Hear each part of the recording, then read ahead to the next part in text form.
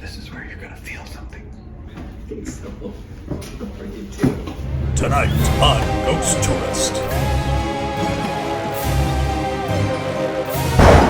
Hi, this is Scott. And I'm Cindy. And we're Ghost Tourists. When we travel, we visit haunted locations. So we can tell you if they're spooky or dooky.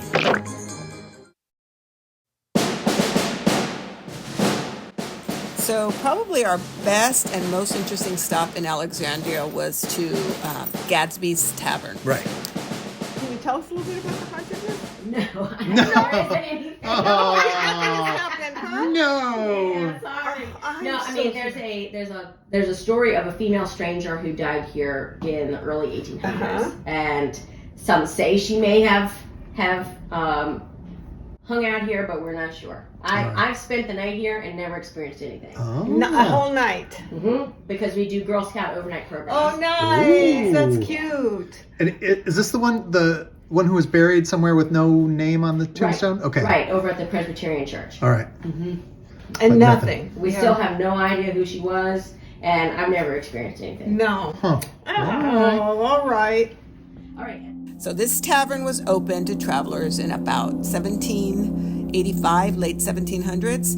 And at that time, a man came in with a very sick female, but he would not let anybody attend to her other than two females of the city. So no doctors, Nobody saw her. Nobody saw her face. Nobody knew who she was.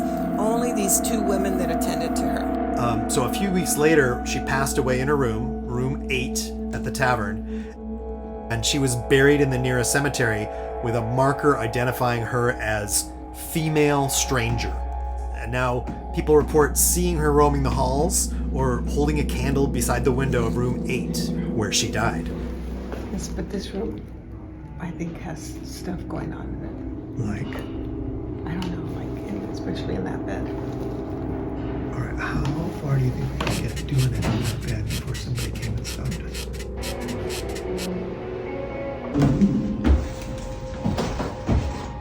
are you going?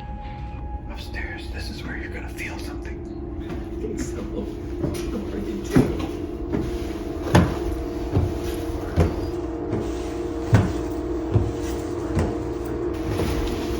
Yeah.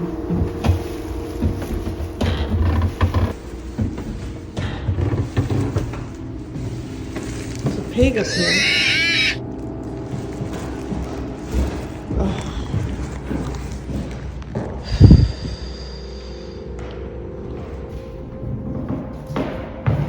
Did you hear that? Doing it the wrong way. Gosh darn it. Recording. I think it just might be the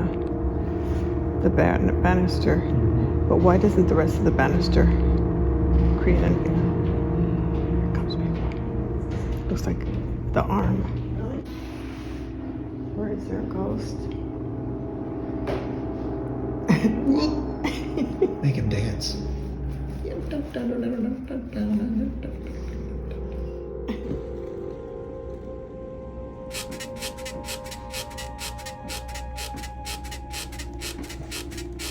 I don't know what it means. Just kind of scared.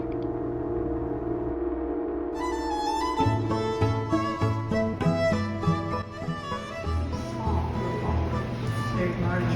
Was it really? Yes. Oh, it just seems like it's so small. I mean, I don't want to be filmed. Oh, sorry.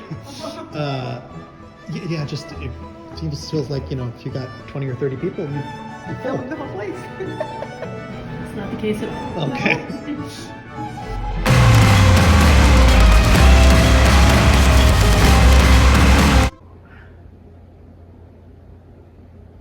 I'm not going to even Dignify that. dignify that one. And the last place we went to was a place called Dolci Gelati. Now this is weird. We went to a haunted building that we didn't even know was haunted. We walked in to go get coffee, but we didn't know it was haunted. And I walked into the bathroom, and the hair on my neck and my arms were raised, and I thought, God, this place is creepy. That gelato place is haunted. A young woman had a horrible accident with a kerosene Laura Schaefer, and she died in June of 1868. It doused her in the oil, and she promptly lit a blaze. So her funeral was at 11 a.m. in the parlor of the home. And then the boyfriend took his life only hours after the death of his love in a liquor store on the same street.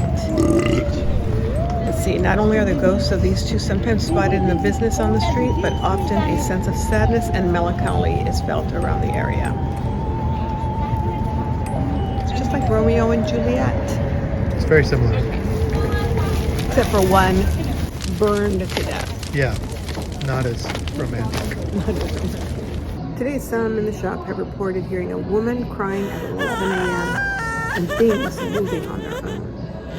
No, it doesn't help is that the main gelato, the number one seller, is called the Laura Schaefer Flambe. That's just in bad taste. Laura Schaefer. So overall, like Alexandria, I think I'd give it 3 out of 5 on the spooky scale. There's lots of places to visit, all within walking distance, so you can bang them out in one afternoon. Yeah, 3 out of 5 on the spooky scale. Do it!